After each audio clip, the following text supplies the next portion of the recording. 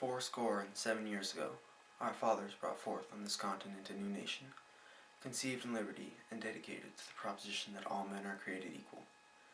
Now we are engaged in a great civil war, testing whether that nation, or any nation so conceived and so dedicated, can long endure. We are met on a great battlefield of that war. We have come to dedicate a portion of that field as a final resting place for those who here gave their lives that that nation might live. It is altogether fitting and proper that we should do this.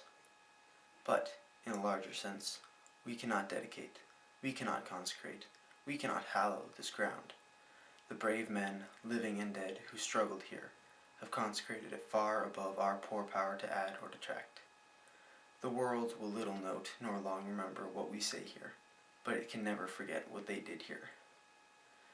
It is for us, the living, rather, to be dedicated here to the unfinished work which they who fought here have thus far so nobly advanced.